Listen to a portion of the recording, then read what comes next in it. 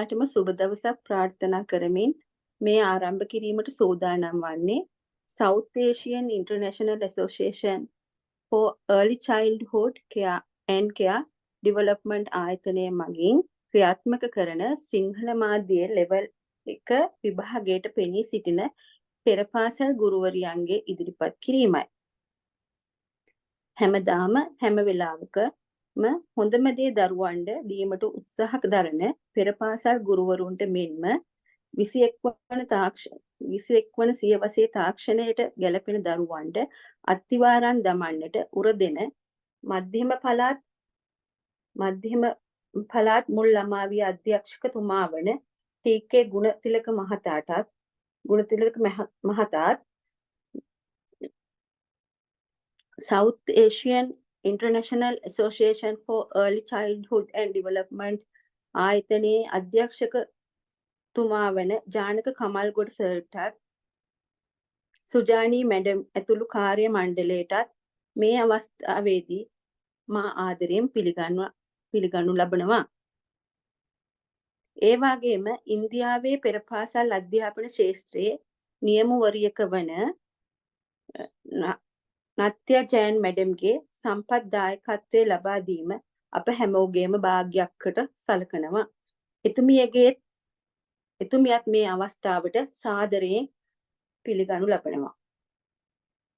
අද දින මෙම ඉදිරිපත් කිරීම අසා බලා සිටින සියලුම දෙනාත් ආදරයෙන් පිළිගනු ලබනවා.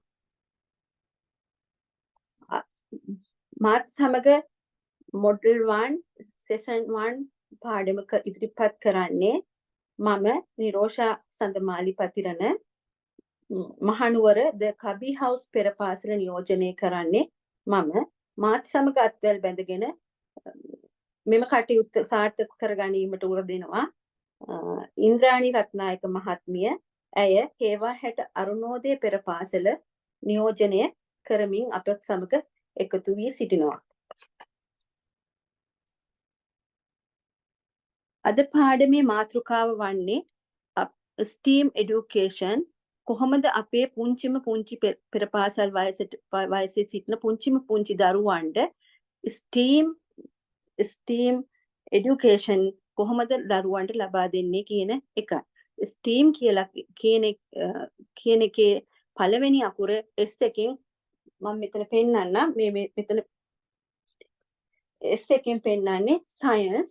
සයන්ස් අපි හැමෝම පෙරපාසල් වල කරන දෙයක්. නමුත් සයන්ස් අපිට පුළුවන් සයන්ස් පුංචිම දරුවන්ට කියලා දෙන්න මුං ඇටයක් පැල කරලා පැලවෙන හැටි පෙන්වා දීමේ. එතන සයන්ස් අපි හැමෝම පෙරපාසල් වල මේවා කරාට අපි මේ ඇත්තටම සයන්ස් කියන සංකල්පයේ දරුවන්ට දී යුතු වයස වන්නේ එම වයසම තමයි.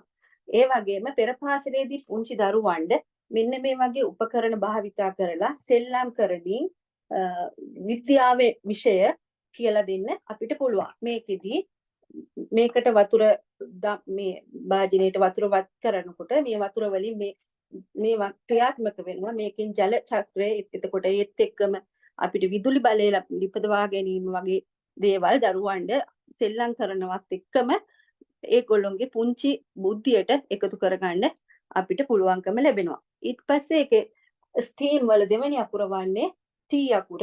T වලින් ටෙක්නොලොජි කියන විෂය අපිට හඳුන්වලා දෙන්න පුළුවන්. ටෙක්නොලොජි කියන්නේ තාක්ෂණය.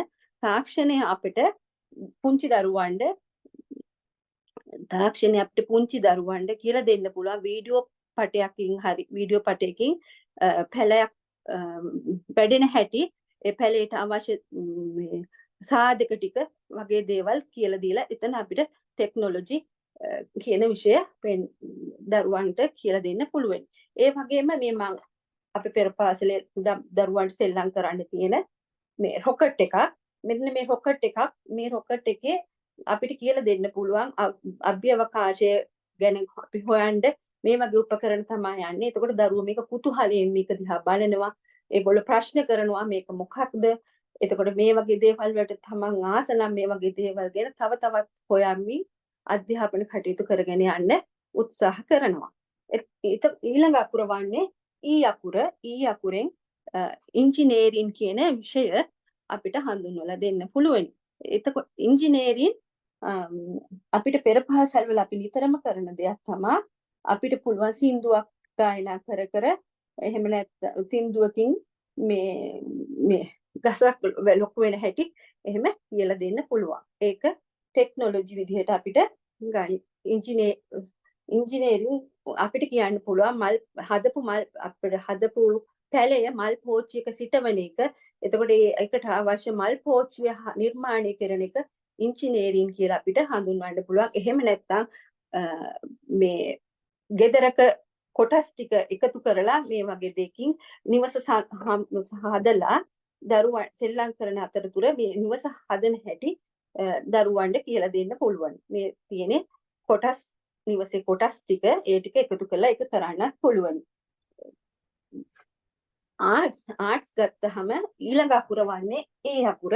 ඒ අකුරෙන් අපි ආර්ට්ස් ගැන කතා කරනවා. ආර්ට්ස් ගැන කතා කරනකොට ඒකේ එක අංශයක් තමයි මේ මියුසික්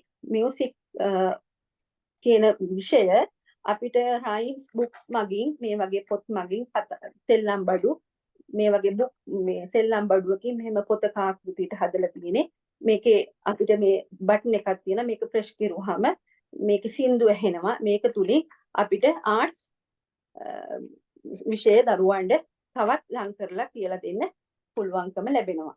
ඒ වගේම මේක අවසාන අකුර වන්නේ M අකුර. M අකුරෙන් අපි මැතමැටික්ස් මේ වගේ උපකරණ වලින් මේ එකෙන් මේ නම්බර්ස් ටික හඳුන්වලා දෙන්න පුළුවන්කම ලැබෙනවා. එතකොට මේ ෂේප්ස් ටික දරුවන්ට මේ පසල් මගින් ඉදිරිපත් කරලා පෙන්නලා දෙන්න පුළුවන්. ඒ වගේම කාලය වේලාව පිළිබඳ පොඩි අවබෝධයක් දරුවන්ට උදේ දවල් රාත්‍රියේ කියන ටික පෙර පාසල් දරුවන්ට ගැලපෙන ලෙස මේ කියලා දීමට අපිට අවස්ථාව ලැබෙනවා. එතකොට මේ ස්ටීම් කියලා කියන්නේ මේ අකුරු හතරේ එක අකුරු පහේ සමා වෙන අකුරු පහේ එකතුවක් තමයි ස්ටීම් කියලා අපි කියලා දෙන්නේ. ඒ වගේම දැන් අපිට නත්‍ය මැඩම් කියලා දෙනවා මේ ඉන්දියාවේ පෙර පාසල් තුල ළමයින් වර්ග කරගෙන ළමයින් වයස අනුව වර්ග කරගන්නවා. ඒ අනුව අවුරුදු 3 දරුවන් PKG දරුවන් වශයෙන් උත් ඒ කියන්නේ ප්‍රී කින්ඩර්ගාර්ටන් දරුවන් විදිහටත් අවුරුදු 4 දරුවන් LKG දරුවන් ලෝවර් කින්ඩර්ගාර්ටන් දරුවන් ලෙසත් අවුරුදු 5 දරුවන් UKG දරුවන් කියලා හඳුන්වමින් පෙර පාසල් පවත්වාගෙන යන බව එතුමිය අපිට ප්‍රකාශ කර සිටිනවා. එතකොට ඒත් එක්කම ඇය කියන්නේ අත්‍ය මැඩම් අපිට කියන්නේ ඉන්දියාවේ කරගෙන යන්නේ ඇකඩමික් පැත්තට වැඩිය නන් ඇකඩමික් පැත්තෙමුත් අධ්‍යාපන කටයුතු ඇක්ටිවිටීස් කරනවා. ඒ හැම ඇක්ටිවිටි එකක්ම ඒ ඇක්ටිවිටි ටේබල් මැනර්ස් ඒ වගේම ලොන්ඩරි ඇක්ටිවිටීස් වගේ දේවල් පෙර පාසල් තුල කරනවා. එතකොට ඒ පෙර පාසල් වලදී අපේ පෙර පාසල් වගේම තමා කිසිම විටක අකුරු ලිවීමක් සිදු කරන්නේ වයස අවුරුදු 3-4 දරුවන්ට. එතකොට අවුරුදු 5 දරුවන් තමා අකුරු හඳුනා ගැනීම කරන්නේ. A to Z යනකම් A to Z අකුරු වල ශබ්දේ පමණයි යොමු හඳුනා ගන්නු ලබන්නේ. මොකද පැන්සල භාවිතා කිරීමක් සිදු කරන්නේ නැහැ. එහෙත් අපි වගේම තමා පැන්සල් භාවිතා කරන්නේ නැතුව මේ විෂයන් පහ එකතු කරලා ස්ටීම් හරහා දරුවන්ට ලබා දෙන්නේ. මගේ ඉදිරිපත් කිරීම අවසන් කරන අතර ඊළඟට මගේ කොටස ඉදිරිපත් කිරීමට ඉන්ද්‍රාණී රත්නායක මහත්මියට ආරාධනා කරමි. මම නිහඬ වෙනවා. ස්තුතියි. බොහොම ස්තුතියි සඳමාලි ටීචර්. මම ආර්.එම්. ඉන්ද්‍රාණී රත්නායක හකුරංකිත කලාපය නියෝජනය කරමින් අනුදේ පෙර පාසලේ ප්‍රධාන ගුරුතුමිය.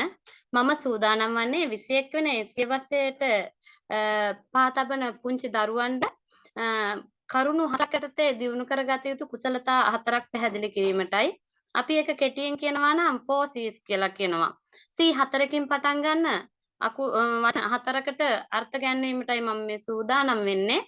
ඒ අනුව 4C's යටතේ මුලින්ම අපි නිර්මාණශීලී ඒකට අපි ක්‍රියේටිව් කියනවා. ක්‍රියේටිව් කියන්නේ නිර්මාණශීලීත්වය. ඊට පස්සේ දෙවෙනි කාරණය ක්‍රිටිකල් තින්කින් තාර්කික චින්තනය. තුන්වෙනි කරුණ තමයි කොලැබොරේෂන්. ඒ කියන්නේ සහයෝගීතාවය. හතරවෙනි කාරණය කමියුනිකේෂන් සංනිවේදනය කියන එක. මේ කරුණු හතර මුල් ළමාවිය දරුවන්ට සංවර්ධනය කරන්න ඕනේ පිළිවෙල මම එක එක කරුණ මේ වෙලාවේ පැහැදිලි කරන්න සූදානම්. ඒ අනුව නිර්මාණශීලීත්වය කියන්නේ අපි මේ හැම කරුණක්ම අසුන්ගත ක්‍රියාකාරකම් වලින් නෙවෙයි කරන්න ඕනේ. ෆිසිකල් ඇක්ටිවිටි විදිහට තමයි මේවා ප්‍රායෝගික ක්‍රියාකාරකම් තමයි අපි ළමයින්ට මේ 4C's වැඩි දියුණු කරන්න ඕනේ. ඒ අනුව පළවෙනි කාරණය නිර්මාණශීලීත්වය. නිර්මාණශීලීත්වය අර ඉස්සෙල්ලා ටීචර් කිව්වා වගේම STEM එකේ ආර්ට් කියන එක කලාවට ගොඩක් සම්බන්ධයි නිර්මාණශීලීත්වය. ඒකේ තියෙනවා අපි වාදනය, ගායනය, නර්තනය වගේම චිත්‍ර ඇඳීම නිර්මාණ වලින් අපි අවසාන ප්‍රතිඵලය ලෙස දකින්නේ නිර්මාණයක්. මම පොඩි උදාහරණයක් විදිහට ගත්තොත් අපි මිදි පොකුරක් හදන්න මුලින්ම ද්‍රව්‍ය එකතු කරගන්නවා. ටොනික් වර්නිස් පේපර් ගම් A4 sheet ඒ වගේ එක එක ද්‍රව්‍ය එකතු කරමින් අපි ළමයින්ට එක එක ඒ පියවරෙන් පියවර කියලා දීලා අවසානයේ අපිට මෙන්න මේ ආකාරයට මිදි පොකුරක් නිර්මාණය කරගන්න පුළුවන්. ඒක අපි අවසන් ප්‍රතිඵලය නිර්මාණය විදිහට ගන්න පුළුවන්. ඒකට හොඳම උදාහරණ විදිහට අපිට ඇල්බර්ට් අයින්ස්ටයින් කියන විද්‍යාඥයා කියලා තියෙනවා බුද්ධිමය වශයෙන් විනෝද වීමලු නිර්මාණශීලීත්වය කියන්නේ. අපේ දරුවෙකු ඔවුන් කරන නිර්මාණයක අවසානයේ අපි ඔවුන් ඇගීමට ලක් කරපුවාම මේ වගේ එකක් දැක්කම ඔවුන් ඇත්තටම සතුටු වෙනවා. අපි ඔවුන් අගය කිරීම තුළිනුත් ඔවුන් ගොඩක් සතුටු වෙනවා.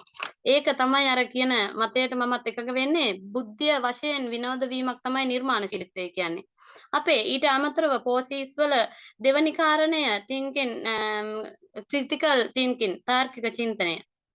අපේ මුල් ළමාවියේ අපිට ලැබිලා තියෙනවා ගණිත සංකල්ප ගොඩක්. ඒක වෙන වෙනම ගැටලු විසඳන්න තියෙනවා. විශ්ලේෂණය, තීරණ ගැනීමේ කුසලතාවය මේ හැමදේම වැඩි දියුණු කරන්න තමයි අපි තාර්කික චින්තනය ළමයින්ගේ දියුණු කරන්න ඕනේ. අපි මුල ඉඳලම ගණිත සංකල්ප ටික එයාලට දියුණු කරපුවාම එයාලගේ විධිමත් පාසලේදී ගණිත දැනුම තාර්කික චින්තනය ගොඩක් දියුණු වෙනවා. ඒ අනුව අපිට මුල් ළමාවියේදී ළමින්ට ගණිත විශ්ලේෂණ හා ගැටලු විසඳීම කියන පාඩමට දාලා තියෙනවා තේරීම, වර්ග කිරීම, කොටස් කිරීම, සම්බන්ධතාවය, ලොකු පොඩි සංකල්ප, උස මිටි සංකල්පය, දිග කොට සංකල්පය, ඒ වගේ ගොඩාක් සංකල්ප තියෙනවා. මේ ගණිත සංකල්ප තුළින් අපි පුංචි දරුවන්ගේ තාර්කික චින්තනය, ක්‍රිටිකල් තින්කින් එක ගොඩක් දියුණු කරනවා. ඒකට ඒ වගේම තමයි මම 4C's වල තුන්වෙනි කාරණය මේ අවස්ථාවේ පැහැදිලි කරන්න සූදානම්. ඒ අපි කොලැබොරේෂන් කියන්නේ සහයෝගීතාවය. සහයෝගීතාවය අපි ගුරු කණ්ඩායම් ක්‍රියාකාරකම් තුලින් අපි දරුවන්ට එක එක්කෙනාගේ සහයෝගයෙන් මේ ක්‍රියාකාරකම ඇක්ටිවිටි එකක් කරන්න අපි එයාලව යොමු කරනවා. පොඩි කාලේ ඉඳලා මෙහෙම කරපුවාම මිත්‍රත්වයක් ගොඩනගෙනවා, සහයෝගයෙන් වැඩ කරනවා, තියෙන කෙනා නැති කෙනා එකතු වෙලා එයාලා ඒවා මේ වමාරු කරගෙන සහයෝගීතාවය අපි ඔවුන්ගේ වර්ධනය කරනවා. ඒකට මම පොඩ්ඩක් ඈත අතීතයට ගියොත් ජන ක්‍රීඩා ජන ගායනා ඒ හැම දෙයකටම අපි කණ්ඩායම් විදිහට තමයි ළමයි යොමු කරන්නේ. මම පොඩි උදාහරණයක් විදිහට ගන්නවා කොපර පිපිඤ්ඤා, එළුවන් කෑම ඒ වගේ ක්‍රීඩාවල ළමයි හරි කැමැත්තෙන් සහයෝගයෙන් හොඳ සහයෝගීතාවයක් ඇති කරගෙන තමයි යාලා ඒ වගේ ක්‍රියාකාරකම් වල නිරත වෙන්නේ. අපි පොඩි කාලේ ඉඳලා මේවා දියුණු කරන්න ඕනේ. ඊට අමතරව මම අන්තිම කාරණය ලෙස කමියුනිකේෂන් මේ අවස්ථාවේ පැහැදිලි කරන්න සූදානම්. ඒක අපි කමියුනිකේෂන් කියන්නේ අදහස් හුවමාරු කර ගැනීමක්. ළමයි පණිවිඩයක් තව කෙනෙකුට ඒක කොහොමද කියන්නේ? පණිවිඩේ දැන් අපි කියන පණිවිඩයක් ගෙදර ගිහිලා කොහොමද කියන්නේ? අපි ඒක පොඩි කාලේ ඉඳලම හුරු කරන්න ඕනේ. සංනිවේදන හැකියාව දියුණු කරන්න ඕනේ. අපි ඒකට පොඩි හැම පෙරපාසලකම මම හිතන්නේ කරනවා රහස් කෝච්චිය. පළවෙනි ළමයාට රහසක් කියනවා ඒ ළමයා ඊළඟ ළමයාට කියලා පියවරෙන් පියවර අන්තිම ළමයට යනකම් ඒ රහස කියනවා. රහස හරියට අහගෙන ඉන්න කෙනාගෙන් අපිට අවසන් කෙනාගෙන් ඒ රහස ඇහුවොත් එයා හරියටම අපි කිව්වේ මුලදි කිව්වේ රහස එයා කියනවා නම් හොඳ sannivedanayak වෙලා තියෙනවා. ඒ වගේමයි අපි කතන්දර කීමත් sannivedana හැකියාව දියුණු කරන්න තවත් එක ක්‍රියාකාරකමක්. අපි කතන්දර කියනකොට ළමයි හොඳට අහගෙන ඉන්නවා. ළමයි ඒකෙන් අහගෙන ඉඳලා එයාලා ඒකේ චිත්‍රයක් අඳිනවා. එහෙම නැත්නම් ඒ විදිහට රංගපාන්න උත්සාහ කරනවා. ඒ ඔවුන් ග්‍රහණය කරගත්තද කියලා අපිට අවසානයේ ඒක නිගමනයකට එන්න පුළුවන්. එයාලගෙන් ආය අපිට ප්‍රශ්න කරලා අහලා මේක මොකක්ද කියලා අහන්න පුළුවන්. එහෙම නැත්නම් ඒක විදිහට රංගපාන්න කියන්න පුළුවන්. ඒ වගේ කියනවා කියන්නේ ඇත්තටම මේ ළමයිට කමියුනිකේෂන් පැත්ත ගොඩක් දියුණු වෙලා. මම ඒ වගේම තමයි අපි පෙරපාසල් වල කරනවා පින්තූර බලාගෙන කතන්දර ගොඩ නගනවා. පින්තූරය දැකලා එයාලා ලොකු කතාවක් එකකින් ගොඩ නගනවා කියන්නේ ගොඩක් ඒක මේ sannivedanaye වෙලා තියෙනවා යාට. sannivedanaye ගැන ඒ විදිහට මම කරුණු පැහැදිලි කරන අතර මේ පෝසිස් අපේ තාර්කික චින්තනය, නිර්මාණශීලීත්වය, සහයෝගීතාවය, sannivedanaye කියන හතරෙන්ම අපි අවසානයේ බලාපොරොත්තු වෙන ඔවුන් ඒක ප්‍රගුණ කරගත්තද කියන එක. ඒකට එයාලා ප්‍රගුණ කරගත්තා නම් ආත්ම විශ්වාසයක් එයාලට ගොඩ නැගෙන්න ඕනේ. මට දැන් මේක කරන්න පුළුවන්. දැන් උදාහරණයක් විදිහට මේකේ අවසානයේ මට මේක පුළුවන්. මට මේක කරන්න පුළුවන් කියන හැඟීම එන්න නම් අපි ගොරු විදිහට තවත් එක් කාරණයක් ඕන් දෙකතු කරන්න ඕන. ඔවුන්ගේ මේ නිර්මාණය හෝ යම් දෙක අවසානයේ අපි ඇගීමකට ලක් කරන්න ඕනේ. ඇගීමකට ලක් කරොත් ඔවුන්ට පුළුවන් ඒ තුලින් මේ තව තවත් ආත්ම විශ්වාසයක් ගොඩ නැගෙන්න. ඒ වගේම තමයි සබකෝලය නැති කරන්න පුළුවන් අපිට වේදිකාවක. වේදිකාවකට ළමයි යොමු කිරීම තුළ අපි යාලා තනියම නැතුව කණ්ඩායමක් විදිහට යොමු කරලා ඊට පස්සේ කීප දෙනෙක් යොමු කරලා දෙන්නෙක් විතර දාලා ඒත් එයාට සබකෝලේ තියෙනවා නම් අපි අත්‍රූකඩ දීලා එයාලගේ මූණ වහගෙන කතා කරන්න දෙන්න පුළුවන්. ඊට පස්සේ එයාට තනියම ඉදිරිපත් වෙන්න බය නැති වෙනවා. අපි මුල් කාලේ ඉඳලා මේක ළමයින්ට හුරු කරන්න ඕනේ. ඒ වගේමයි අපි ආත්ම අභිමානයක් එයාලට ඇතිකරන්න ආත්ම තෘප්තියක් ඇතිකරන්නත් අපි මේ හැම ක්‍රියාකාරකමකින්ම උත්සාහ කරනවා. ඒ අනුව මම ෆෝසිස් වල මේ අවසන් එයාලා ගත්තේ ප්‍රගුණ කරගත්ත දේ අතර කතන්දර කීම, රහස් කීම, පුංචි පණිවිඩයක් පින්තූරයක් බලලා කියන එක. ඒ වගේම තමයි අපි යාලට සතියකට වරක් වගේ මොන හරි දෙයක් දීලා අඹ ගෙඩියක් වගේ පින්දක් දීලා ඒ ගැන යාලට විස්තර කියන්න දෙන එක. ආත්ම විශ්වාසය, සබකෝලය නැතිවීම, ආත්මාභිමානය, වේදිකාවට බය නැතිවීම, ආත්ම තෘප්තිය, මේ හැම එකකම අපි මුලින් ජනවාරි වල ගන්න ළමයාගේ අවසානයේ අපි ඔවුන්ගේ මේ ඔක්කොම එකතු කරලා වාර්ෂික විවිධ ප්‍රසංගයක් විදිහට වේදිකාවක් නිර්මාණය කරන්නේ අපි ඔවුන්ගේ මේ නිර්මාණශීලීත්වය, තාර්කික චින්තනය, කමියුනිකේෂන්, sannivedanaye කියන ෆෝසිස් හතරේ එකතුවක් තමයි විවිධ ප්‍රසංගයක් විදිහට අපි වර්ෂ අවසානයේ ඉදිරිපත් කරන්නේ. ඉතින් මේ අනුව අපිට මේ සියල්ල තුනෙන්ම හොඳ සංවර්ධිත දරුවෙක් අපිට ලෝකයට දායාද කරන්න පුළුවන් ෆෝසිස් නියම විදිහට අපි ළමයින්ට ඒක ප්‍රගුණ කළොත්. ඉතින් බොහොම ස්තුතියි අපිට මේ අවස්ථාව ලබා දුන්නට. level 1 සිංහල පළවෙනි කණ්ඩායම විදිහට අපි පළවෙනි පාඩම මේ විදිහට ඉදිරිපත් කරා. අපිට ඒ අවස්ථාව ලබා දුන්නට බොහොම ස්තුතියි.